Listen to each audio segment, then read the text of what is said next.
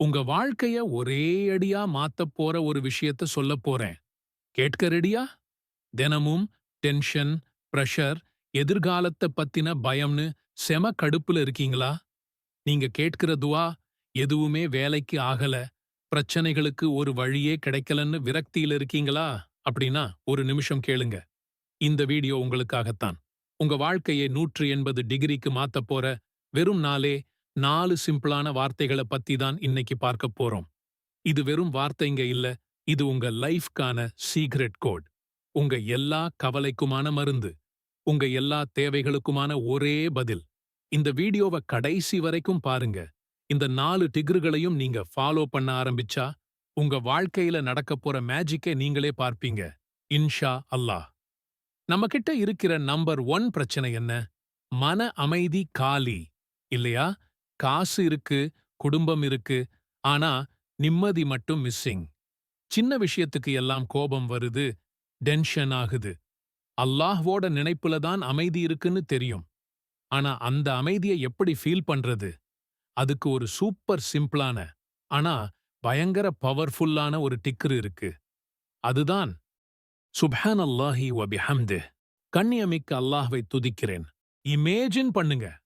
கடல் அளவு பாவத்தையே அழிக்கிற சக்தி இந்த சின்ன வார்த்தைக்கு இருந்தா, உங்க மனசுல இருக்கிற கவலைய தூக்கி எறிய முடியாதா? அசால்ட்டா முடியும். அல்லாஹ்வுக்கு ரொம்ப பிடிச்ச வார்த்தைகள்ல இதுவும் ஒண்ணு. நம்ம லிஸ்ட்ல 2வது விஷயம் ஒரு வார்த்தை இல்லை. இது ஒரு லைஃப் ஸ்டைல். ஒரு 24/7 மைண்ட் செட். அது என்னன்னா, அல்லாஹ்வோட கட்டளைகளையும் தடைகளையும் ஒவ்வொரு செகண்டும் ஞாபகம் வச்சுக்கிறது.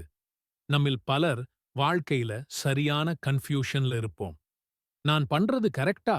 தப்பா? இந்த முடிவை எடுத்தா என்ன ஆகும்? திணறும் போது ஷைத்தான் வந்து தப்பான ஐடியாவை கொடுப்பான். இந்த குழப்பத்துக்கு எல்லாம் காரணம் என்ன? அந்த நேரத்துல நாம் அல்லாஹ்வை மறந்துடுறது தான். நீங்க ஒரு பிசினஸ் பண்றீங்களா? இதுல எது ஹலால்னு யோசிக்கிறது தான் திக்ரு.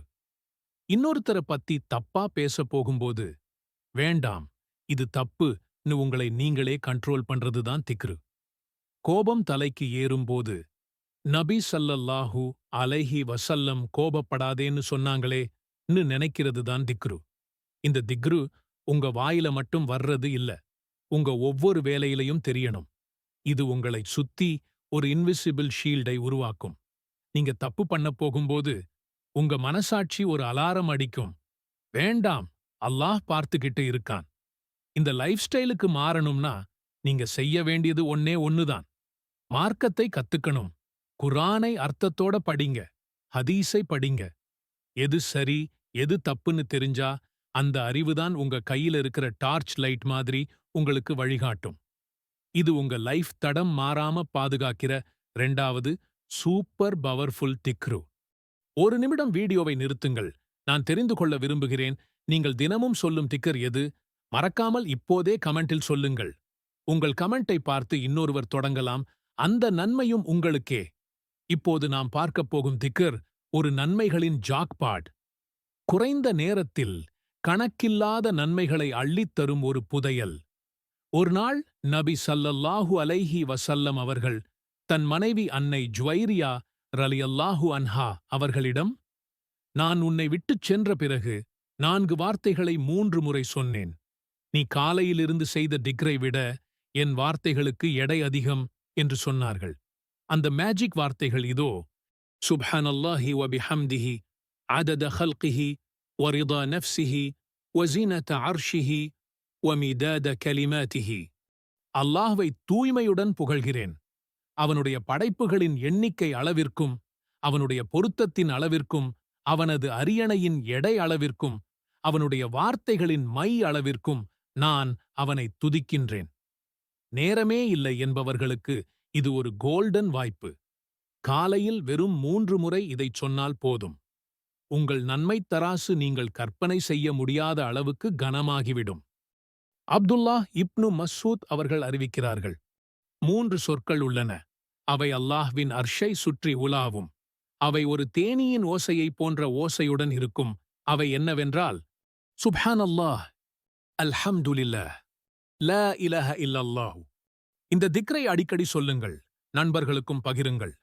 நம்முடைய வாழ்வில் நாம் அறியாமையாலோ அல்லது வேண்டுமென்றோ பல தவறுகளைச் செய்துவிடுகிறோம். அந்த தவறுகள்தான் நம்முடைய மன அமைதியை குலைத்து இறைவனின் நெருக்கத்தை விட்டும் நம்மை தூரமாக்குகின்றன.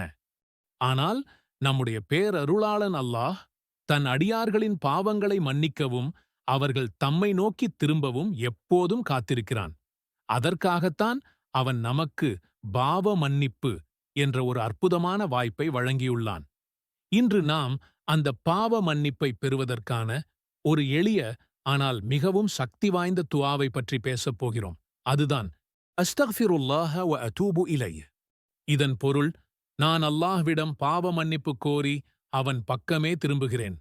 இந்த சிறிய வாக்கியம் நம்முடைய கடந்த கால தவறுகளுக்காக வருந்துவதையும் எதிர்காலத்தில் நன்மையான வாழ்க்கையை வாழ உறுதியேற்பதையும் உள்ளடக்கியுள்ளது. இந்த காணொளியில் இந்த எளிய துஆவின் ஆழமான அர்த்தத்தையும் அதன் மூலம் நாம் பெறும் நன்மைகளையும் பாவ மன்னிப்பு கோருவதற்கான சரியான வழிகளையும் நாம் விரிவாக பார்க்க இருக்கிறோம். தொடர்ந்து இணைந்திருங்கள். அல்லாஹ்வின் கருணையை நாடி பாவ மன்னிப்பு பெறுவதற்கான இந்த ஆன்மீக பயணத்தில் நாமும் பங்கு பெறுவோம். இந்த துஆவை உள்ளபூர்வமாக நாம் ஓதும்போது அல்லாஹ் நம்முடைய சிறிய மற்றும் பெரிய பாவங்கள் அனைத்தையும் மன்னிக்கிறான். ஒரு அடியான் தன் தவறை உணர்ந்து அல்லாஹ்விடம் மன்னிப்பு கேட்கும்போது அவன் அந்த அடியானை நேசிக்கிறான். நபி ஸல்லல்லாஹு அலைஹி வஸல்லம் அவர்கள் ஒரு நாளில் 100 முறைக்கு மேல் பாவ மன்னிப்பு கோரியுள்ளார்கள். நாமும் இந்த நன்மையை தவறவிடக்கூடாது. நாம் பாவம் செய்யும்போது நம்முடைய மனம் ஒருவித பாரத்துடனும் குற்ற உணர்வுடனும் இருக்கும். அஸ்தக்ஃபிருல்லாஹ வ அதூபு இலைஹ் என்று நாம் கூறும்போது அந்த பாரம் நீங்கி மனதிற்கு ஒரு அமைதியும் நிம்மதியும் கிடைக்கிறது. அல்லாஹ்விடம் சரணடைவதன் மூலம் நம்முடைய கவலைகள் குறைகின்றன. உள்ளம் சாந்தியடைகிறது. நாம் பாவ மன்னிப்பு கோரும்போது நாம் அல்லாஹ்வை நோக்கி நெருங்குகிறோம். அவன் நம்முடைய வேண்டுதல்களை செவியேற்கிறான், நம்முடைய துயரங்களைத் துடைக்கிறான். அல்லாஹ்வுக்கும் நமக்கும் இடையே உள்ள தொடர்பு மேலும் வலுவடைகிறது. அவனது அன்பையும் கருணையையும் நாம் உணர முடியும். இது ஒரு நிரந்தரமான, அனைவருக்கும் பொதுவான துஆவாகும். இருப்பினும் சில நேரங்களில் துஆக்கள் அதிகம் அங்கீகரிக்கப்படும் என்று நபி ஸல்லல்லாஹு அலைஹி வஸல்லம் அவர்கள் நமக்கு கற்றுத்தந்துள்ளார்கள். அந்த நேரங்களில் இந்த துஆவை ஓதுவது கூடுதல் நன்மை பயக்கும். தொழுகைக்குப் பின் ஒவ்வொரு பர்லு கட்டாய தொழுகைக்குப் பிறகும் துஆக்கள் அங்கீகரிக்கப்படும் வாய்ப்பு அதிகம். அப்போது இந்த துஆவை ஓதலாம். சுஜூதில் இருக்கும்போது, தொழுகையில் சஜ்தாவில் இருக்கும்போது நாம் அல்லாஹ்வுக்கு மிக நெருக்கமாக இருக்கிறோம். அந்த நேரத்தில் இந்த துஆவை ஓதுவது சிறந்தது. பாங்குக்கும் இகாமத்துக்கும் இடைப்பட்ட நேரம் துஆக்கள் அங்கீகரிக்கப்படும் நேரங்களில் ஒன்றாகும். இரவின் கடைசி பகுதி, அதாவது ஃபஜ்ரு தொழுகைக்கு முன் தஹஜ்ஜுத் நேரத்தில் அல்லாஹ் அடியார்களிடம் வந்து, என்னை அழைப்போர் யாரேனும் உண்டா, நான் பதிலளிக்கிறேன் என்று கேட்கும் நேரம். அப்போது இந்த துஆவை ஓதுவது மிகவும் சக்தி வாய்ந்தது. ஒரு முஸ்லிம் பயணத்தில் இருக்கும்போது அவன் கேட்கும் துஆ அங்கீகரிக்கப்படும். குறிப்பாக ஹஜ்ஜின் அரஃபா தினத்திலும் தவாஃபின் போதும் இந்த துஆவை அதிகம் ஓதுவார்கள். நோன்பு துறக்கும் நேரத்தில் நோன்பாளியின் துஆ அங்கீகரிக்கப்படும். ஆக இந்த சிறப்பான நேரங்களில் மட்டுமல்லாமல் உங்கள் மனதில் ஒரு தேவை ஏற்படும் போதும் அல்லது அல்லாஹ்வை நினைவு கூறும் போதும் இந்த துஆவை ஓதலாம். ஒரு துஆ அங்கீகரிக்கப்பட வெறும் வாய் வார்த்தை மட்டும் போதாது. சில முக்கிய அம்சங்களை நாம் கடைப்பிடிக்க வேண்டும். அல்லாஹ் நம் முன்னால் இருக்கிறான் என்ற உணர்வுடன், முழு மன ஒருமையுடன் துஆ கேட்க வேண்டும். வார்த்தைகளின் அர்த்தத்தை உள்வாங்கிக் கொண்டு ஓதுவது அவசியம். நான் கேட்டால் அல்லாஹ் நிச்சயமாக தருவான் என்ற உறுதியான நம்பிக்கை இருக்க வேண்டும். சந்தேகத்துடன் துஆ கேட்பது பலனைத் தராது.